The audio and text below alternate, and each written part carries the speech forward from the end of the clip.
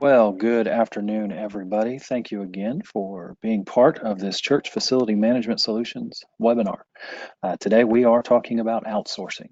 And a lot of our talk today will talk specifically about one of the most requested uh, information things that we get, which is what about outsourcing cleaning? So we've got a subject matter expert on that. Keeping in mind, a lot of what we talk about does have application for any type of outsourcing. But while we're here, let me go ahead. You know me, I'm Nathan Parr. I'm the facility specialist here at Cool Solutions Group. And with us today is Mr. Jason Phipps.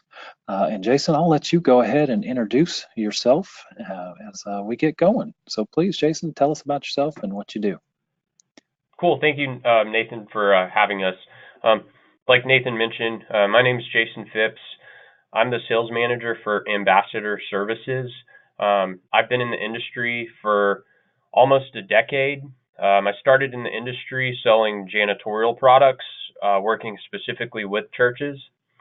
And I got hired on at Ambassador. They were one of my clients, and I dove right in. And my focus for the past 5 years as well has been churches over here. So I've worked with churches anywhere from 5,000 square feet all the way up to 5,000 square feet, and it's been awesome, fun, and I have a lot of experience. In just working with churches, kind of guiding them, even from a consulting standpoint, because sometimes it doesn't make sense for churches to contract out. And we're going to kind of jump into that here in the PowerPoint. So that probably is a good segue to maybe jump on into that. Nathan, are you okay if we go ahead and start with the first slide? Yep, we've got the first slide up, and just as a quick housekeeping thing, if you all have questions, if something sparks something and you need to ask something, go ahead and use that question pane that you've got. I'm monitoring those, and we'll work those questions in as we go, and we'll have ample time at the end. But there we go. Where the first slide's up. Jason, take it away. Okay, awesome. So I put together a template for the PowerPoint, and Nathan and I worked together and just kind of what we thought would be a great idea is from more of like a sales process from the janitorial service side. Basically, should you contract out? How do you know if you need to contract out? Once you've determined you do want to contract out, how do you look for the right contractor? And then once you've chosen the contractor, what are good processes and systems that they can have in place that can also help you down the road once you've established the chosen vendor for the specific church. So the first of those, obviously, though, is you need to determine whether you want to contract out your facility or not. And more times than not, I'm getting a referral to a church that's maybe 10, 20, 30,000 square feet. And typically, those sizes, a lot of what I see is when it's in-house, sometimes it's a church member that's cleaning it, and the cleaning by that church member is not up to par, and then it kind of just creates, I guess, some bad blood on how do you tell this person that you've either going to hire a contractor or you need to let them go. But there's also advantages under 20,000 square feet because I'm a huge proponent in a church. Being a Christian myself, I'm a firm believer that volunteers are crucial to any church. And if there's someone that can volunteer and they do a good job, that's always my first recommendation. It's not just to go from a sales standpoint and get the business. It's more putting the church needs before whether it's myself, the company, or any other companies. I always try to put the church first, and if there's something that they're doing right, I'll tell them that as well. And then typically I've kind of just learned if it's over 20,000 square feet, usually it's a good idea to at least go through the formal bidding process and, get 3 bids, maybe 4. I usually don't recommend more than 4. But usually there's going to be just needs that are greater that you do need a contractor for, whether there's a school, maybe a Mother's Day out, a kid's day out, Two of the biggest days in churches are usually Sundays and Wednesdays. So you kind of get into the whole realm of it's good. It's just at the end of the day, it's good to bring a contractor in for anything that's over 20,000 square feet. On the rare occasion, you'll get a church of that size, and maybe on Sundays, they'll average about 100 people that are coming in. The foot traffic is not enough to justify doing it. So, there is somewhat of a gray area on the square footage, but this is just from what I've seen, kind of a good starting point to start to actually look at it. There is one more thing to consider though, and there's size of your church really doesn't matter. It's really the location. So I work out of our corporate's out in Houston, but if I'm going out to Centerville, Texas, and they have a 50,000 square foot church out there, the labor pool is not going to be the same as it is in a major city like Houston, Texas. So a lot of this can be applicable whether you're in Seattle, New Orleans, just any of the other major cities or metropolises out there. So when that happens, my first recommendation is to do the cleaning in-house, and that way you have control over everything. You're basically just going to hire a contractor out of a major city, and they're going to have to travel out to where your location is, hire the same people that you probably would be hiring yourself.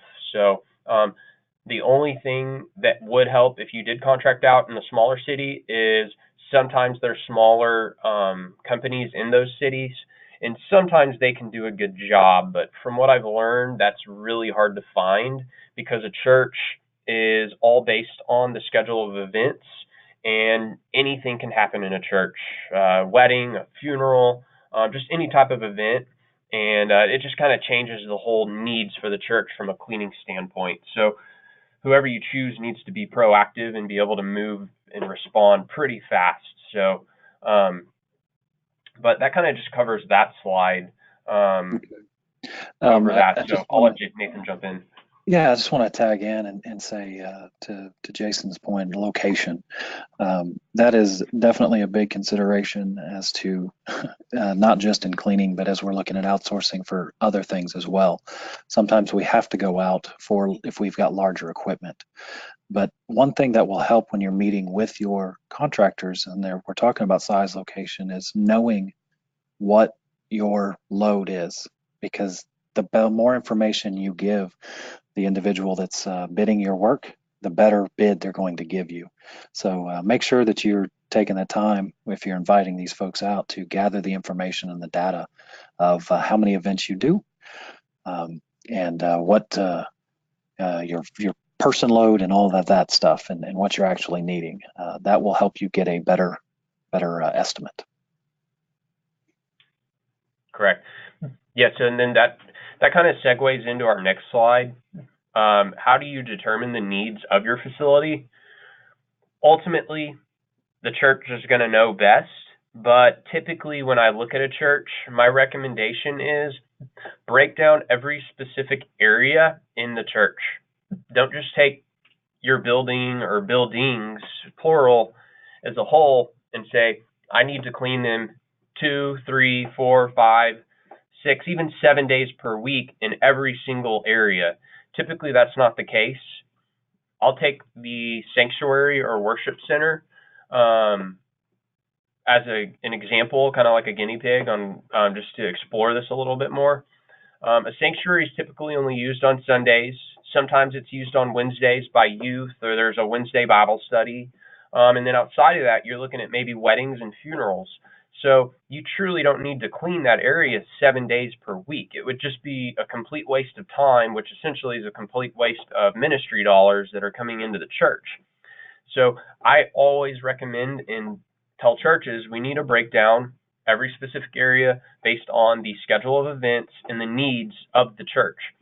So if you look at a school that's in a church, typically that has to be done 5 days per week, and sometimes even on Sundays, it's used as a nursery or for the kids while the parents are at church or at Sunday school class or just doing anything else in the church.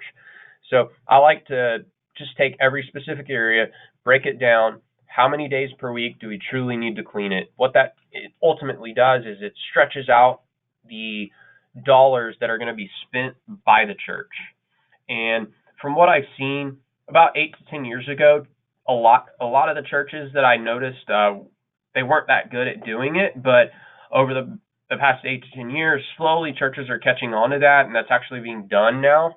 So it's good, but I still wanted to just kind of discuss that in case anyone that's listening, they haven't thought about that. So, and it's good, to put that on a spreadsheet, and depending on what type of work order system you have, you can hand that to the contractor, and they can typically follow that. Churches, when I go into them, I typically tell them there's 3 key areas for any janitorial service company that they need to ask about. The first of those is going to be any day maids or day porters, and they typically are there just to maintain the facility throughout the day. You're going to find those in your bigger churches. The second is going to be your night cleaning, and then the third is going to be the setups. So how do I determine the needs of my facility? Ultimately, that's up to you, but what I just kind of went over is just kind of a good framework or blueprint to kind of help you just kind of look at that. Also, there's going to be production rates with each specific area. A production rate is going to be how many square feet can one person clean in 1 hour. So I used a sanctuary and a school for 2 specific examples to kind of segue into this as well. A sanctuary is going to be cleaned faster than a school. Sanctuary is typically all carpet. It's either going to have pews, chairs, or stadium-style seating. Typically, all you have to do is put a backpack vacuum on, go around, vacuum, and then in a school, you've got all the classrooms. Sometimes 2 classrooms will share a bathroom. Sometimes there will be 1 bathroom for every classroom. So you can't clean it as fast, just to make a long story short. So that's something else just to kind of look out for. And then number of services is basically the bigger your size of your facility and the bigger the needs, your scope of work is going to be bigger, and you're going to need more heavier type equipment. I can kind of go over that a little bit more in the next couple slides. I think it's a little more applicable to that, but that really will cover that slide. So Nathan, did you have anything you wanted to point out? Yeah, and just to tag in, again, production rates, it's applicable, keeping in mind not just for cleaning, but how long it takes to do PM on HVAC equipment. If you want to consider outsourcing that, that's another area that we get a lot of questions about of, hey, how do I take care of my HVAC? And I do like good service contractors. The question of day porters and setups, that is something that really needs to be considered too. Just because you talk to someone about cleaning your facility does not mean that they are planning on doing your setups with you or for you. So that is definitely something, if you're expecting that from your service provider, again, you need to have that information out there. I've seen many churches get burned because they didn't provide all of the information at the beginning. So I know it sounds like I'm, standing on my soapbox, but I've just seen it too many times to not want to make sure that we are all watching and paying attention to that. So as we move forward here, I will do that, and there you go. Cool. So once you've determined you want to contract out, now this kind of starts the bidding process. I came up with a slide that specifically states, how do I know I'm looking for the right contractor? And it looks like there's a couple of slides on them because it is really important. The first of those is, if a contractor does not come out to your facility, and I don't care what size it is, they need to come look at it, because even the floor type is going to dictate how long it takes to clean a specific area. If they didn't come out to your facility, ask questions about your needs, talk about the scope of work, what they're doing on a nightly, a weekly, a monthly, and a quarterly basis, I would completely eliminate them from the bidding process. I always will tell people that I work with. I even told someone this morning, I was out in Magnolia, Texas, and I asked him if the other bidders had come out and looked at their church, and he said no. And I basically asked him, his name was Ted. I asked Ted, would you buy a new car without test driving it? And he said no. So I always use that example because it can apply to everyone. The second of these is when they give you their proposal, make sure they include the breakdown of how many hours they're cleaning each night on every specific day of the week. And then also it goes back to the specific area in a building. How many hours are they cleaning the sanctuary on Sunday? How many hours are they cleaning the school on Monday, Tuesday, Wednesday, Thursday? How many hours are they spending in the narthex? Some churches have a family life center. Just any of the buildings that you have in your facility, I always do that. Why I do that is because if we bid on an account and we're there for 30 days and we realize that something's just off on the cleaning, we're not we might have missed something or we're just not doing a good job in a specific area, it helps basically find in that specific area of the church where it's going off. Some companies will just give you a price and then it's tough and you're 30 days down the road and you're trying to figure out why are they doing bad in this one specific area. This will help you hone in on that specific detail.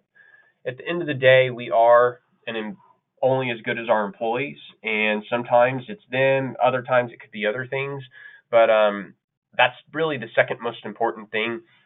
Third, make sure they have insurance.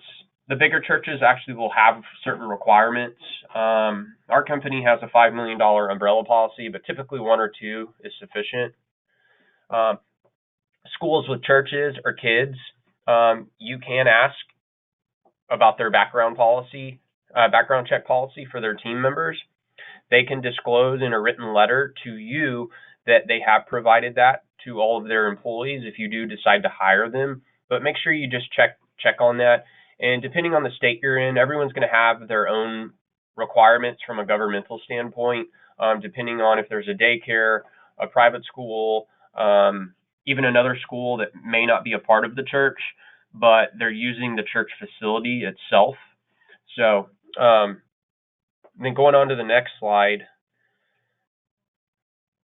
Yeah, before we go on to that next slide, I do want to just chime in again. You guys know I do security and talk about that background check policy. It's very important because a lot of time we're giving our folks access to areas that we've got children. So just keep that in mind. It's important. It helps protect you. So definitely don't skip on that. So that's just, sorry, I had to throw that out there. I get that's one of those areas. You know how that goes. So that's it on there. Sure, yeah. And I've seen accounts too, not even only for janitorial, but they might be using someone that does landscaping or any other type of service-based commodity, and they're bringing their kids on site. So it's just good to have that, and them willing to be transparent about it. So that kind of ties into the next one too. I would ask them what they're going to be paying their staff. Typically, you're going to take 4 bids.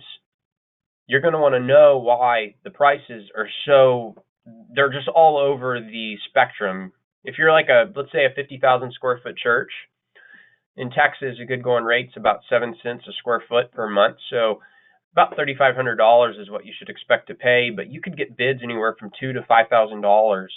There's only 2 things that really push any company's janitorial price, and that's going to be the hours they put in and the pay rates.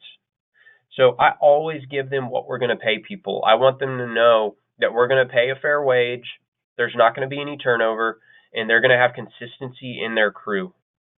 If there's no consistency, there's going to be cleaning issues, and you're down the road probably giving them a 30-day termination. So that just kind of helps any church compare all their proposals and kind of make it apples to apples as well. So the other thing I always recommend is have them provide a current staffing organizational chart. Now, this is going to cover your church and any supervision. So if I have a church that I'm bidding on and we have, let's say it's 100,000 square feet, I want them to know I'm putting in a working supervisor and let's say 4 cleaners, but I want them to know who's going to be there to support them if they have anything that they need or any service issues. So that'll also give you an idea of how big the company is. So a lot of the mom and pops, the owner and his wife are going to be in there cleaning it. They may not have the training that a bigger company will have. So I walk into a lot of churches that have mom and pops, and they get a good price, but you get what you pay for at the end of the day, and they miss the details. So always ask for that. And then the last thing is just check their references. References are good on a piece of paper. I always also go above and beyond that. I'll take someone to a current church that we currently service that's kind of similar to the church that I'm bidding on. So that's also something else you could do just to go above and beyond, just to make yourself feel a little more comfortable with the decision that you're making. So if you're, 50,000 square foot church, maybe ask to go see something with a deviation of 20 to 30% of that. So ask, go see anything that's 40 to 75,000 square feet. And that way you can walk it. Make sure the facility manager or business administrator at that church is with y'all, and y'all can walk it together and you can ask them questions. That way you'll get an honest answer, because at the end of the day, people can put references on a piece of paper, and those can always be fabricated. And I've seen that happen with other companies, and I've lost bids because the church will call those references, and some of them weren't even real, and they didn't realize it until after they had chosen them. And then, at the end of the day, people like to do business with people that they trust, and the initial impression goes a long way from what I've seen. And that's how, at least myself, I've been so successful in being so transparent with people.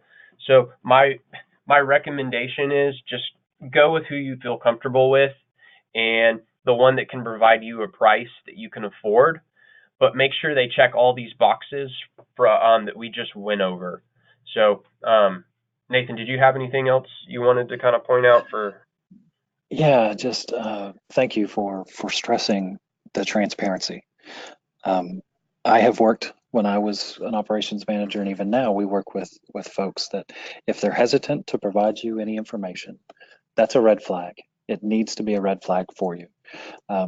When you're going to outsourcing, the reality is they're out to make money, and you've got to be okay with that. So when you're asking the financials and stuff, it's not because we want to get a cheaper price. It's because we, like Jason said, we want to make sure their team is getting a good wage. Because if they have constant turnover, you are not going to be happy. Correct. Yeah. And that's one other thing you brought up is a good question to ask them is how much are they? How big are they? How much do they do in revenue? It's another good question to ask. If you're a bigger church and the company's doing maybe $3 million, it probably isn't going to be a good fit. They're going to have a really good price, but they may not be able to support the needs of the church and how busy it is. If you're a smaller church, you could probably go with someone of that size because they can cater to the needs a lot better. So it does, as the church gets bigger, it is a good idea to go with a company that is on the larger end from that standpoint. So, but there are good smaller companies that can service churches that are on the lower end of the square footage. But like I said, every church is going to be different. I'm just kind of speaking on an overall standpoint from what I've seen and what I think and know that works. So I want to say about 60 to 70% of the churches that I go into, I don't even end up putting bids on, because there's either they're doing something the right way, or that just was a training issue from the company they have, and I just gave them some consultation on what they could do.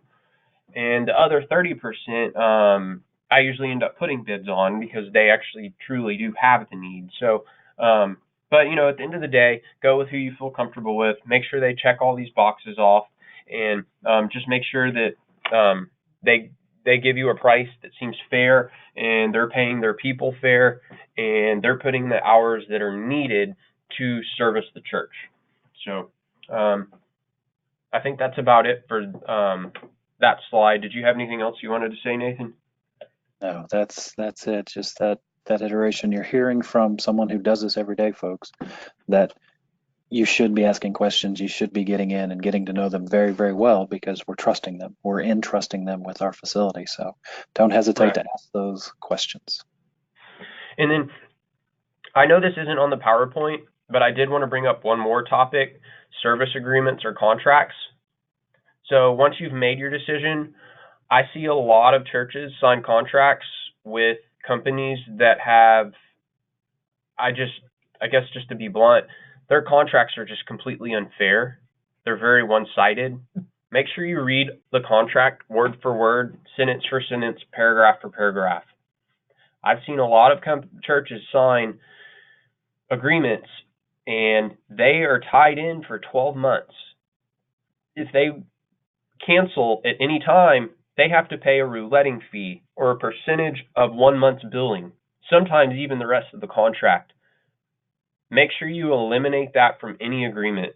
If a company won't do that, then move on to the next one. If they're doing a bad job at the service they're providing, you shouldn't have to be locked in for 6 more months. Always make sure you have a 30-day opt-out for any reason in your contract. If the company won't budge on that, you can meet them in the middle and ask for a 15-day procurement period in writing on issues, and then after that, you can give them a 30-day notice. So I did want to point that out. That just really jumped into my head, and I've met with churches, and they couldn't make any switches for 6 months, even though they were ready to make a switch. It was going to cost them thousands of dollars to get out of the contract. So, Nathan, does that apply to anything else like HVAC or Oh, landscaping? absolutely. Yeah, thank you for bringing that up. That's a great point. Just because someone gives you a contract, that doesn't mean that you can't read it and then make marks and adjust it and propose changes. Every company I've dealt with that I've chosen to do business with has allowed me to make those adjustments in the contract. They have a standard one that they're going to give you. That's fine. But make the adjustments that you need to. Ask for those things that we need to. Having the out, it's reasonable. It's reasonable to say, okay, we'll give you a time to correct the deficiencies that we've notified you of in writing. Be it you're not maintaining my HVAC stuff right, or cleaning my building, or mowing my lawn correctly. That's reasonable. That's business. That's what we do. So thank you for bringing that up. That's an excellent point. Don't be afraid to do those and to make them fair and equitable for both parties. Correct, yeah. And also, if you have a contractor in there currently and are just wanting to switch, make sure you have a signed agreement with who you're going to move forward with before terminating the incumbent that's currently in there. You could terminate them and they could just quit the next day and you don't have anyone in place. That happens to me about once a quarter, and so every 3 months. The biggest one we've had is a 80,000 square foot church with 400 students, and we had 2 days to start up because they got rid of the company that was in there, and we came in there and we had to make it happen really fast, which is good, and that's going to happen, but just wanted to point that out for everyone. So okay, so after the next slide is going to be, how do you determine if the right products are being used in the church? So this kind of goes back to the transparency on how you look for the right contractor. Make sure they give you all of this info on the products and equipment that they're going to be using. Some churches like to have products that are maybe Green Seal certified or have some type of a green certification on it because it is environmentally friendly. But at the end of the day, make sure you ask for an equipment or chemical list from them. That way you know that what equipment and chemicals they're going to be putting in there. If you have, let's say your sanctuary is all carpet and they don't have a backpack vac on the list, then that would be a huge red flag to me. Nobody can vacuum a sanctuary with an upright vac that you would find at your house. That just isn't efficient. So you want to make sure they at least have a backpack vacuum on there for that specific example that I use, and that's going to apply to anything. So if they don't have a disinfectant on there, then what are they going to clean the bathrooms with? If there's no glass cleaner on there, what are they going to clean the glass with? I will say there are products out there where you could put in a two-system method and it will satisfy most of the cleaning requirements. But I'm just a firm believer of at least a 3 or 4 chemical solution system, and those would be your disinfectant, an all-purpose cleaner, a pH neutral floor cleaner, and then a glass cleaner. You might have your specialty items like a toilet bowl cleaner you might need just because there's so much, the toilet's so bad. But outside of that, from my experience when I sold products, usually that does most of the job. So, second thing, make sure they give you they used to be material safety data sheets, but I believe that was changed recently to SDSs.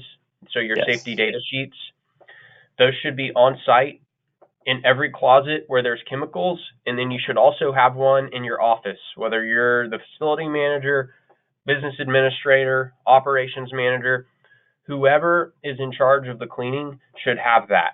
You're going to want that when any type of inspector comes in and comes to look in your building. Now, I'm speaking specifically on Texas. If a inspector comes in and they don't have that, then they'll typically give them a warning or a fine. So other states may have different policies on that, but just make sure that is being done. Also, you want a contractor that will be a partner with the church. And if y'all have a school, make sure that they show the teachers the chemicals that they're using, how they're using them, what they're used for. Also, make sure all of the bottles are labeled. Make sure they're closed and they're in a locked door with all of the contractor supplies.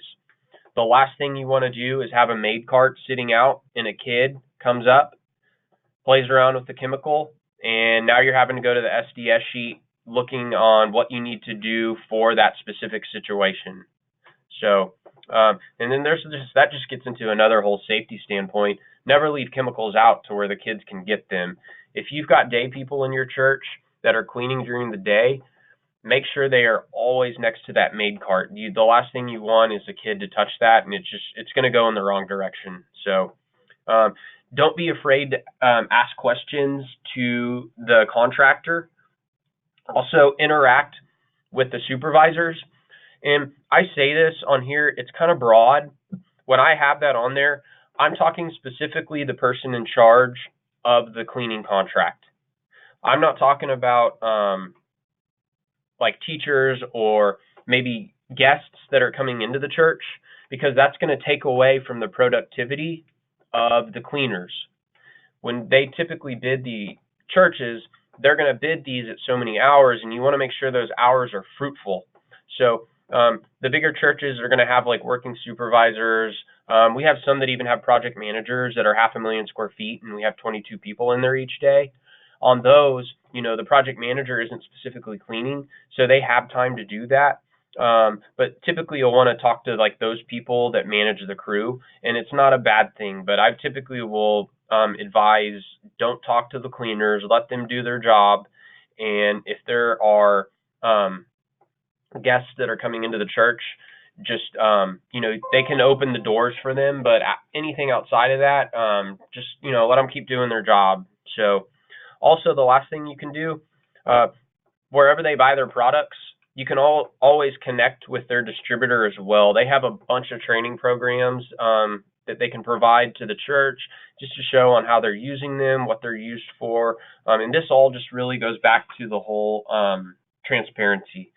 So I think that's about it for this slide. So I'll let Nathan chime in on anything that he has that he wants to cover for this, and then we'll have one more slide, and then we'll have about 10 minutes, 15 minutes for the questions at the end of this. And if we go over the time, then that's great. So I'm having fun. Okay. Yeah, just to chime in as we talk about the SDS sheets, we've said it lots of times.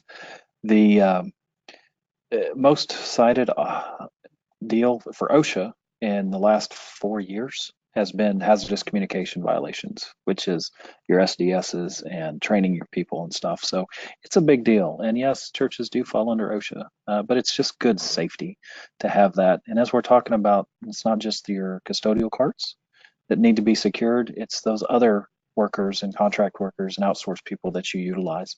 Uh, Guys doing maintenance, they've got a lot of sharp objects on their maintenance materials. So all of those, just keep in mind, this applies across all the different uh, services, because coil cleaning solution is caustic. You don't want kids messing with that either, but you should have an SDS on that. Your provider should be able to give you the SDS for any chemical that they use. And we have had a couple questions. One specifically is, where do churches start looking, if they're looking for, where are good places that you would tell churches to go find some cleaning products or more information on, like, microfiber systems or backpack vacuums, some of this equipment as a church, if they want to do some of their own research? Where would you tell them to start looking? Um, so when I look for business, I typically use the people that I know, and I'm going to apply that to this. Typically, there's going to be a hospital around. There's going to be a restaurant that's close. There's going to be some other type of facility that's around you, and I will typically refer companies to, or like churches, to a hospital. Call them and see who they're using, and whoever their distributor is, they can connect you with them, and then you can reach out to them and discuss. Because at the end of the day, the technology now is all basically color-coded cleaning. You're using a red microfiber for bathrooms. You're using a yellow microfiber for your general common areas. You use a blue microfiber for your glass, and then green can be for any other areas, because you don't want to take one mop from the men's bathroom and then take it to the women's bathroom, and because all you're doing is spreading the germs. So I always go back to my days. I worked with hospitals as well when I sold products, and anytime I have churches now that ask me, typically I will let them know. I know who the hospitals, and most of them use in Texas, and that's who I'll refer to them. So there's bigger companies out there, if you're close to a major city, that you could call. One of them is like Supply Works. They're owned by Home Depot. Um, there's a lot of them out there. So, but if whoever asked that question, if they want to let you know where the city is, I can kind of do some research on that, because I do have a lot of connections in the industry all over the United States for that, and I can just kind of do that just to help out. But just to answer the question, I would ask someone or a business that's close, that is very big and products matter, and call them and ask them who they're using. They should be very open into giving that info out, knowing you're a church and knowing what you're trying to accomplish. So no, I've never had anyone turn a church away. So Okay. And that's great. So yeah, so ask around to the people that have to do good cleaning and use and be the most efficient in your area. And I am sending an answer to the question, but folks, as you're on here, if you've got specific questions or needs that you want, or it may take a little time or research that Jason graciously agreed to do for some specific things, send those to cfms@coolsolutionsgroup.com, and I will forward them to Jason and make sure he's got that information. And so here's a good question on cleaning. They've got large areas of carpet, and as a professional, on a typical heavy use Sunday and typical use throughout the week, how often do you see needing to clean those? And what kind of chemicals, if you've got to do spot? I mean, I'm sure there's specific ones that you'd recommend. And then is there a different scenario or a different service solution if it's carpeted areas that small children, babies crawl on?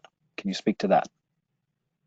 yeah, so the larger areas with carpet, there's two methods. You can use a backpack vacuum. That's very efficient, and then they have wide area vacuums as well. The kind of vacuums you find at your house just to vacuum a large area just aren't efficient from a ministry dollar standpoint. Depending on the usage, you'll want to do that every day that the carpet's being used. So you're going to vacuum it every day. You can get away with spot cleaning every night if you have the money for it. Otherwise, I would just do it weekly. Our scope of work for spots is typically, we'll do it as we see it. But if it's something over 4 inches, we try to get it weekly. And then carpet maintenance as well. I call it preventative maintenance, where you do it either quarterly or twice per year. That's really just going to be based on the needs of the church. I mean, if you've only got 100 people coming in, you could probably get away with it once or twice per year. But if you've got hundreds, the church I go to, we have 16,000 members, and we actually clean that church, and we do the carpets there quarterly.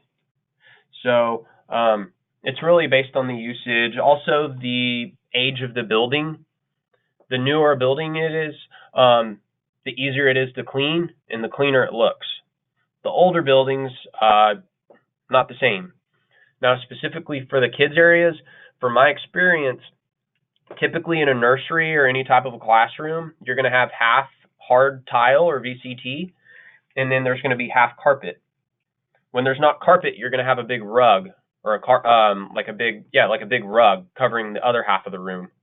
And for those, typically teachers are sanitizing every time that they're in there, whether it's volunteer based or if they're paid. That's on Sundays, and even when there is a school or a Mother's Day out or a Kids Day out, even mothers of preschoolers. Those aren't as frequent as the other three that I mentioned. And really, all you have to do is just extract the carpets. And there's different types. You can shampoo them. I would never recommend bonnet cleaning, but at the end of the day, I'm a firm believer of just carpet extraction, and that's literally basically what any normal carpet cleaning does. It heats up the water to 212 degrees Fahrenheit, shoots it out, sucks it back up. So that's what we use. That's what we pushed at my old company, and I'm a firm believer in that. And it's actually, the water's so hot, you don't have to use a chemical, but if you want to, you can use a carpet pre-spray before. What the carpet pre-spray does is it moistens up the fibers and loosens up the dirt. So, but yeah, that's just to answer that question. Okay, thank you. And that answers kind of that. You just got into it. The hotter the water, the harder carpet extraction that you can do. If you can afford it, then that's going to get you a much deeper, better clean. Yeah. I mean, I mean, if you can do it monthly, that's awesome, because once a stain is embedded into the carpet, it's always going to come back, unfortunately. But I don't want to say monthly, because I don't, every church has their own cleaning budget or janitorial budget. But if you can do it at least twice per year, I mean, your carpet's going to last longer if you're getting it at least twice per year. So, but that's one question I always ask is, do you allow coffee in your sanctuary or worship center? Some churches do, some churches don't. The ones that don't, typically it's because they used to let them have coffee in the sanctuary, and they realized how much it costs to get carpets extracted. So, but yeah. Right. Okay. All right, and we're up for the next slide. Okay, the last one, it's kind of has more to do with quality control, quality assurance, inspections. Basically, just ensuring that once you've chosen your company, they're doing a good job on checking in on the cleaning and making sure they're doing just whatever you agreed to with them before they sign. That's actually taking place, and they're holding their feet to the fire on what they promised you. And I typically, before your first visit, tour the areas that are to be serviced and establish a baseline condition assessment. So that's really that's kind of fluff just to mean an inspection. So whatever the scope of work y'all agree to, put that on an inspection report. And when you have the area supervisor or manager for the company come out, make sure they're checking that list off. And what I want to point out is they should be providing you a copy of that. If they don't, then that means they're hiding something. They don't want you to know that they missed something, because I think the church should know about that. It's all goes back to the transparency. Churches are very transparent, so I think the company should be transparent. And that's just what I've learned. It makes people feel comfortable. It makes myself feel comfortable. And then always have continuing inspections as well. The bigger companies, they're going to have invested in technology-based or platforms for quality control where they can do inspections through a tablet or their phone. And once they're done, they can submit it and it goes directly to the church point of contact. So if you're a bigger church, I would look for that. At the end of the day, cleaning is cleaning. It's based on the people, but you've got to hold your people accountable, and having that in some type of inspection incorporated into it is it has to happen. So if they're not checking in with you at least once a month, then the cleaning will go south at some point. It's like a roller coaster. Most churches, when they choose a company, it starts out really well. They put all their time into it from the contractor standpoint. Then about 3 months down the road, they get lazy. They know they've been doing a good job. Maybe they started another account that's just taken time away from coming out to see you as a church. So that's why I just say make sure that you're staying on top of them on coming out for those inspections, because it's very easy for that to happen from what I've seen with the churches that I've worked with. So, but yeah, that's just kind of in a nutshell, just from start to finish on what we put together for that. Did you have anything you wanted to point out? I bet HVAC could apply to this. Oh, absolutely, absolutely. Going back and following, that's why it's important, as we've talked about, of developing that relationship. You're not being ugly to go back and check the work of someone you're paying money to perform a service.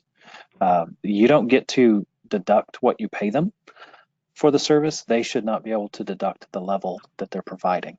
HVAC is a great example of making sure you go back and check. Just because they said that they've changed out the filters or they've cleaned the coils, they've got to make sure, and you've got to make sure that they've actually done it. So don't be afraid to do that. That's what you're paying for, and that's what that relationship is. A question that has come up is, any formulas that you or rough calculations or ideas that you might have for determine how many time man hours needed per square foot or another measurement tool. I do want to speak to that, mention that that's one of the resources we provided on CFMS cleaning calculator, and it's based on standards that I know Jason is very familiar with, because it's based on ISA cleaning standards and cleaning calculations.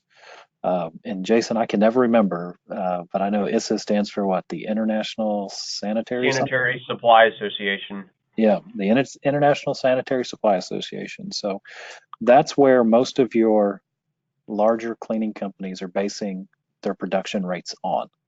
The cleaning calculator that is available on Church Facility Management Solutions allows you to input your specific data and creates and gives you an idea of how long it should take to clean. You can do it specific room at a time, or you can add up all the square footage and different types of fixtures and things. It's a great way to get a very rough but decent idea on how to do that. But you can also find copies of ISA's how production rates if you want to look for it. But if you can, call in the professionals, call in Ambassador, call in those companies, and if they're transparent, they're going to tell you their production rates, and just keep them. Is that a fair statement? Yeah, for sure. Yeah. I mean, on my spreadsheet I use, it labels every part of the building. Let me bring one up here, and I'll just kind of shout out what I kind of have on one of my most recent accounts that we closed here. And it's a larger church. It's over 300,000 square feet. But basically what I gave them was, we broke down every area, and they do have a lot of areas, but I even broke down one of the buildings by floors. So they have the Family Life Center, and it's 3 floors. I broke down each floor because each day of the week they have different needs, and there's different hours that they need to put in.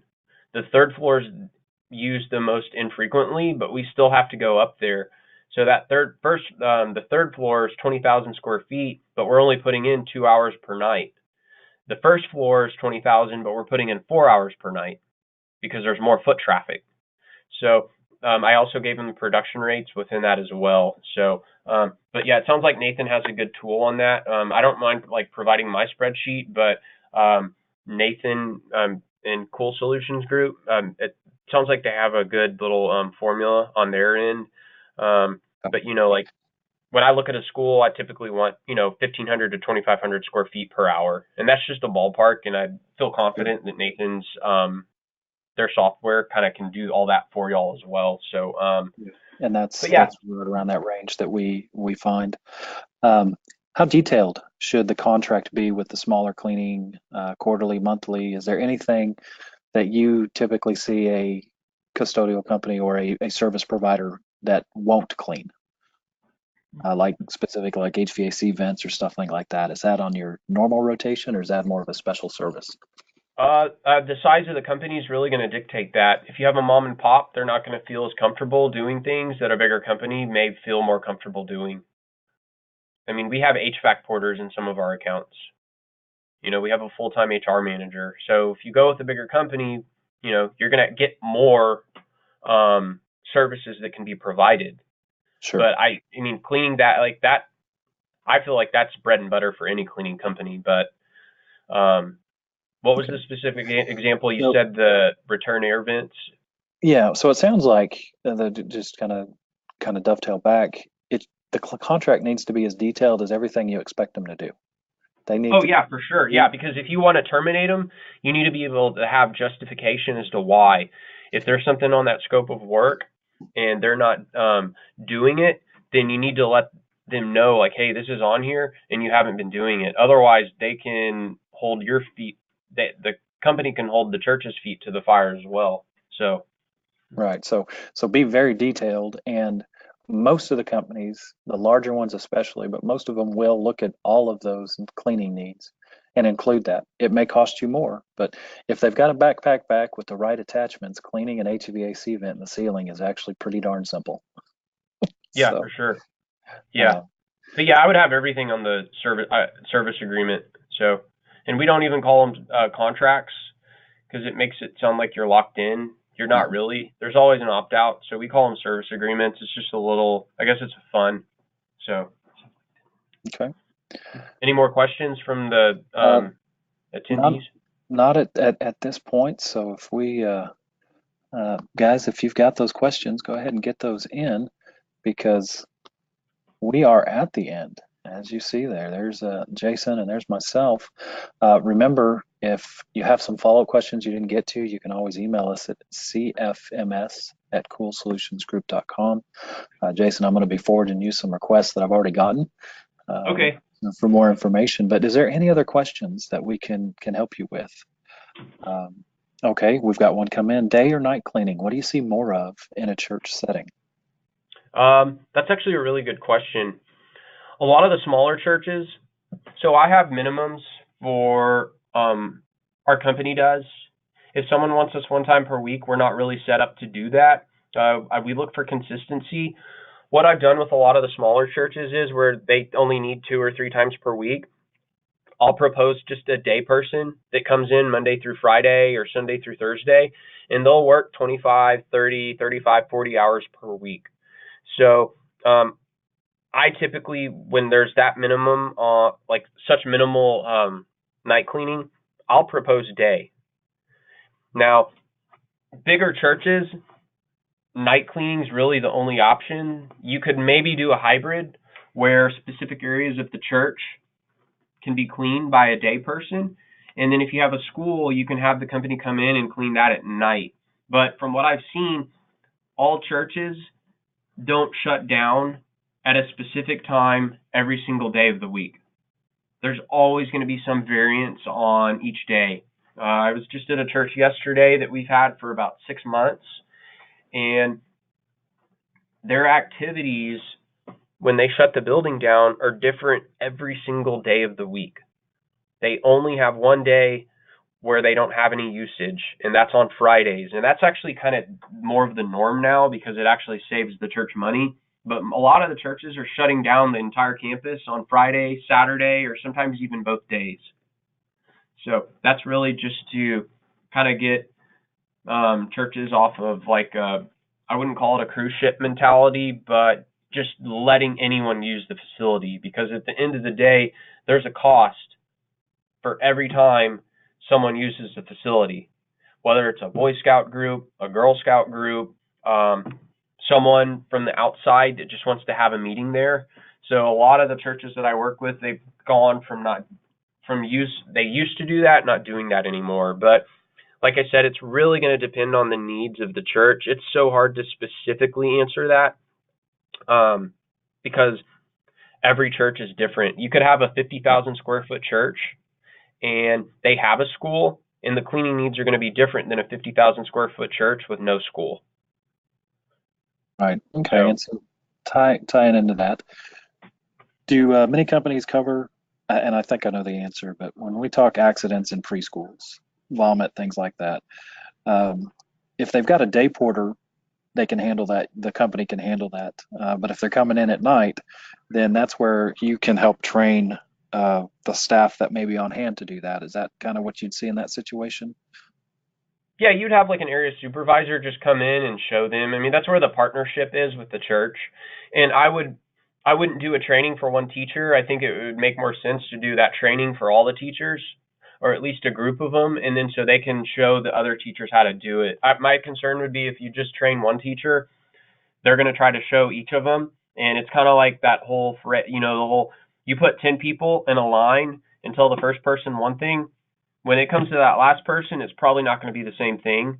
So when we train, we try to get as many people as we can there. But yeah, that day porter or day maid, that's what they're specifically for in a church. And that's, you're going to find those where there's a school and it's a church that either has a school that's a part of the church, or they're using space in the church that they're renting. So Okay, that sounds good. And the next one is, do you see upcharges for weekend or after hours cleaning, or is that something that you include in the contract, the service agreement, or how do you handle that if you've got things that they've got Saturday night events that they need to then have cleaning before Sunday services, things like that? so normally we'll try to sit down with the church and look at other areas where we're cleaning during the week and move those hours to that Saturday. That way the church isn't having to spend more. But if the church is just so busy, then yeah, typically we'll charge either by the hour or a specific area and a specific cleanup. So if it's like the sanctuary is used, I'm just throwing a ballpark out there. It's like $50, and we'll come in and flip it and clean it and do what we need to do. And Okay. normally, if it's like a wedding, that cost should be passed on to that party when they're using the facility. But some churches don't, and I mean, I understand why. You know, if it's a pastor's daughter or son, you know, you can't charge them. But yeah, if it's extra, we try to move the hours around if it's specifically for cleaning. If you don't have the floor work embedded in the scope of work, like your carpet extraction, floor buffing, then yeah, that's an upcharge. So we'll do like an a la carte for that and just charge by the square foot with square footage minimums. Okay.